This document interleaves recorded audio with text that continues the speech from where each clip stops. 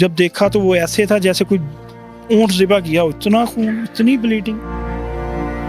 किसी ने फ़ोन उठाया तो ऊपर से ना सारा ब्लड लगा हुआ था। उसे नहीं पता था किसका फ़ोन है। उसने फ़ोन तो रिसीव कर लिया, शोर आ रहा है, बात नहीं सुनी जा रही। आसिफ की गर्दन कट गई, आसिफ की गर्दन कट गई, डोर लग गया ज़्यादा गले में। उसने कहा जी बच गया है? कहते जी नहीं बचा। मैंने खुद गुस्ल दिया है, एक चोट भी नहीं है, सिर्फ 3 निशान है यहाँ पे बाजू पे, ऐसे डॉट के। 3 दिन से बैठे हैं, पता नहीं कहाँ कहाँ से दुनिया आ रही है और रो रही ज़ारों को तार। दूसरों को गम है तो आप देखें जो घर वाले, उनका क्या हाल हो। हमें एक आसिफ हमसे छीना, पता नहीं कितने आसिफ हमें मिले, लेकिन आसिफ असल वाला नहीं मिल सकता। आसिफ के बहनोई इस वक्त मेरे साथ मौजूद हैं, इनसे बातचीत करते हैं। अस्सलाम वालेकुम। वालेकुम सलाम जी। आपको कैसे इत्तला मिली? आप उस वक्त कहाँ थे? मैं भी असर की नमाज़ पढ़ के अपने घर आया था, मेरी रहाइश डाइवो रोड पे है। तो आसिफ भी नमाज़ पढ़ के असर की आया, जैसे बता रहे हैं, वालदा उसकी बताती है। तो आगे कहता जी मैं इमाम बारगाह से ना सलाम कर रहा हूँ इधर मेन मरकज़ी में, तो वापसी पे इफ्तारी भी लेता हूँ। तो बड़ा भाई उसका घर नहीं था, बड़ा भाई उसका बड़ा केयरफुल है। वो समझ ले ऐसे है कि चौक में भी जाए ना तो पीछे से फ़ोन चला जाता है कि कितनी देर है, कहाँ हो, क्यों नहीं आए, इतना टाइम लग गया। तो इतना समझ ले उसकी केयर करता था ना, क्योंकि बचपन में ही बाप फौत हो गया था, 6 माह का था। पहला फ़ोन किया, फ़ोन ही नहीं किसी ने उठाया, तब ये हादसा हो चुका था। समझ ले हुआ है, फ़ोन बच गया, ऐसा सीन हुआ है। दूसरा फ़ोन किया तो किसी ने फ़ोन उठाया तो ऊपर से ना सारा ब्लड लगा हुआ था। उसे नहीं पता था किसका फ़ोन है। उसने फ़ोन तो रिसीव कर लिया, शोर आ रहा है, बात नहीं सुनी जा रही। वो आगे से जैसे पागल नहीं हो जाता, वो वैसे ही वहम बहुत करता था, अभी भी करता है कि अगर कोई ऐसा बात हो जाए ना, लेट हो जाए तो परेशान हो जाना, शॉप से लेट हो जाना, मुझे फ़ोन कर देना, अदनान किधर रह गया यार आसिफ, फ़ोन नहीं उठा रहा। बेशक वो रास्ते में हो, बाइक पे, नहीं भी पता चलता। वो इतनी परेशानी लेता था ना उसकी। उसने हेलो हेलो करते, अगर किसी ने फ़ोन उठाया ना तो उसने ना ऐसे किया तो वो साफ़ हो गया खून।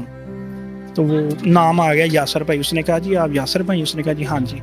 उसने कहा जी ये भाई आपका है, डोर लग गई, गिर गया, डोर लग गया ज़्यादा गले में। उसने कहा जी बच गया है?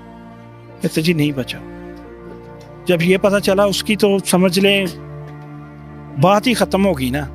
उसने फ़ौरन से, मेरा ख्याल सबसे पहले मुझे ही कॉल की है। मुझे उसने सबसे पहले बताई, मैं असर की नमाज़ पढ़ के घर आया हूँ, तो अभी मैंने अपनी गाड़ी गराज में लगाई है। तो साथ ही कॉल आ गई, उसी समय मैं अपनी वाइफ को लेके, वालदा को लेके, बच्चों को लेके भाग आया।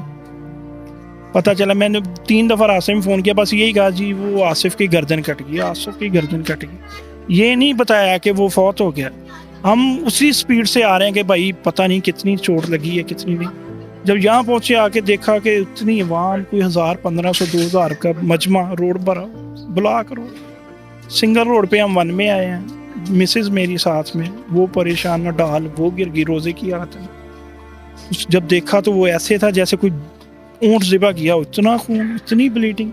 वीडियो आप सब लोगों ने देखी है कि वो डोर लगती गिरा, और वो देखें कि गिर के जब बंदा बाइक से गिरता है ना तो इतनी चोटें आ जाती है ना, यहाँ पे, यहाँ पे, यहाँ पे।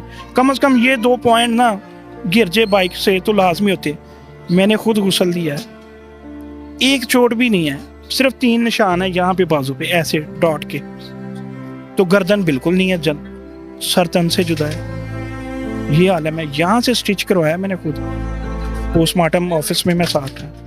तो ये समझ लें जैसे बकरे की गर्दन पे छुरी चली होती है ना, तो अलग से हो जाती है। तो वो ऐसे थे, अगर हम ऐसे उठा के चारपाई पे रखते ना तो उसकी गर्दन नीचे गिर जानी थी। और जब मैं उधर स्टिच करवा रहा हूँ ना, तो यहाँ से जुड़ाई शुरू की है और गर्दन की बैक सेंटर तक सिलाई हुई है। फिर उसकी हालत ऐसी थी कि वाइट सूट पहना था और चेहरा बालों से लेके ना तो नाखनों तक पाँव के सुरख था, कपड़े भी ऐसे ही थे और नीचे से जिस्म भी ऐसे ही था। फिर उधर दोबारा गुस्ल दिया पोस्टमार्टम ऑफिस में, वहाँ से कपड़े चेंज करवा के, कफन चेंज करवा के फिर एम्बुलेंस में लेके आए। और यहाँ पे तो क़यामत पर, मैं कह रहा हूँ कि जी वो गली की एंड तक आप देख लें, कितनी बड़ी गली है, जगह ही नहीं थी, इतनी आवाम, इतनी दुनिया। आपकी अहलिया जो कि बहन थी इनकी, तो उनकी क्या हालत थी? इनकी आसिफ की वालदा की क्या हालत है? वो देखें जी, मैंने आपको बताया कि जब हम डिस्कवर रोड पहुँचे तो वो एक दफ़ा तो ज़मीन पे गिर गई। फिर मैं उसे साथ ले गया, हम पहले लाइड हॉस्पिटल गए, वहाँ नहीं मिले हमें। गाड़ी पे थी वो, मैं बाइक पे हो गया था, वहाँ पे वो गिर गई, मदहोश होगी, बेहोश होगी, समझ लें, उसे नडाल होगी, पता ही नहीं था कि क्या हो रहा है। फिर मैंने भाई से कहा आप इसे घर ले जाओ इसकी वालदा के पास, तो मैं देखता हूँ वो किधर है। मैं फिर सिविल गया, वहाँ पे भी नहीं। वो असल में उन्हें ना वही बात के स्ट्रेचर नहीं मिला, चारपाई नहीं मिली, वो अपनी गाड़ी में जो डाला है उसमें रख के ले रहे थे।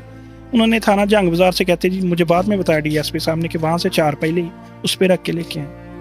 तो आप यकीन नहीं कर सकते, हम 3 दिन से बैठे हैं, पता नहीं कहाँ कहाँ से दुनिया आ रही है और रो रही ज़ारों को तार, उनके बच्चे, माएँ, बहनें साथ आ रही हैं, हस्बैंड साथ आ रहे हैं, भाई साथ। कल मेरे पास लाहौर से एक भाई आया, तो वो कहता मैं इकलौता बेटा हूँ अपनी माँ का, एक भाई एक बहन है। तो कहता मैंने वीडियो देखी, मुझसे बर्दाश्त नहीं हो सकी। मेरी माँ ने कहा यार लाहौर से फैसलाबाद 2 घंटे का सफ़र, आप जाओ। वो कहता है कल मैं इसी काम के लिए, वो रात को 9:30 बजे मेरे पास आया इधर हमारे पास। वो कहता जी मुझे सुकून नहीं मिल रहा था। वो आया, मिला हमसे, 10 मिनट बैठा, 15 मिनट, दुआए फातिहा की।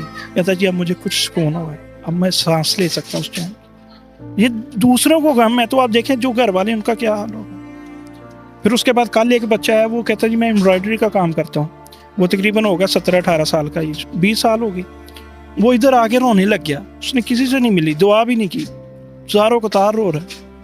कहता मुझे समझ ही नहीं आ रही, मैं सुबह से वीडियो देखी कि किस टाइम शाम हो मुझे छुट्टी मिले, मैं जाके मिल के। वो उठा, हमने उससे अपनी वालदा से मिलवाया कि यार आप मिलो। वालदा से मिला, उसे तसल्ली हुई, वालदा को कुछ तसल्ली हुई, फिर जाके कहीं वो गया। कहता जी मैं इंशाल्लाह लाजमी आपसे मिलने आया करूँ। हमें एक आसफ हमसे छीना, पता नहीं कितने आसफ हमें मिले, लेकिन आसफ असल वाला नहीं मिल सकता। ये सीन हुआ पड़ा। की शादी भी थी ईद के शादी, ईद के बाद शादी। उनकी उस फैमिली का क्या, उसको देखिए जी दोनों पे क़यामत बरपा है। फर्स्ट कज़न है दोनों, आपस में कज़न है दोनों, कोई ऐसा सीन नहीं है। परेशानी के आलम में दोनों डूबे पड़े हैं, वो भी परेशान है, ये भी परेशान है। परेशान क्या है, बर्बाद हो गए, सारी तैयारियां हैं, कोई ऐसा सीन नहीं है कि जिसकी तैयारी ना हो। मरियम नवाज साहिबा इस सारे वाक़े के बाद आपके घर तशरीफ़ लाई, क्या बातचीत हुई, क्या उन्होंने आपको यकीन दहानी दिलाई, क्या आपने मुतालबा किया उनसे? यकीन दहानी, पहली बात तो वो आई हैं अफसोस करने के लिए, ज़ाहिर ताज़ियत के लिए। दूसरी बात ये कि हमने एक ही मौक़िफ़ रखा है कि जी देखें, जो ये मैन्युफैक्चरर है ना पतंग के, डोर्स के, आप उनको बंद करेंगे ना तो ये गली मोहल्ले आम ट्रेडर शॉप्स पे ना ख़त्म हो जाएगी। तो अगर आप उनको नहीं बंद करेंगी तो ये कभी नहीं ख़त्म हो सकती। उन्होंने यकीन दहानी कराई कि इंशाल्लाह इस पर ज़रूर एक्शन लिया जाएगा। वो कहते इतना बड़ा हादसा हुआ है तो हम इतनी दूर से आए हैं आपके लिए, तो इंशाल्लाह कोशिश करेंगे कि आइंदा कोई ऐसी बात ना सुनने को मिले। दूसरा, डीएसपी साहब ने भी जिस दिन से ये वकूआ हुआ है उस दिन के बाद बहुत सख्ती देखी है।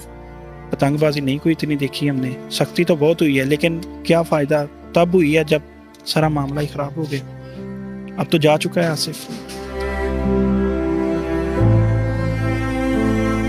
आसानी के मामला करे, अल्लाह ताला आपको सब्र जमील अता फरमाए। ख़ातिन उज़्ज़ात, जाने वाला चला जाता है, लेकिन सबक अब सिर्फ ये है कि कम अज़ कम वज़ीर आला अगर बज़ाते ख़ुद बनफ्स नफीस इस सारे मामले में इन्वॉल्व हुई हैं तो अल्लाह करे कि कोई खैर का काम हो और ये तमाम तर खूनी खेल पर सही मानों में बंद बांधा जा सके। बस इसी दुआ के साथ कि अल्लाह जाने वाले की मंजिलें आसान करे और रहने वालों की भी मंजिलें इस एतबार से आसान हो कि तमाम तर लोग जो हैं वो इस खूनी खेल से बच सकें।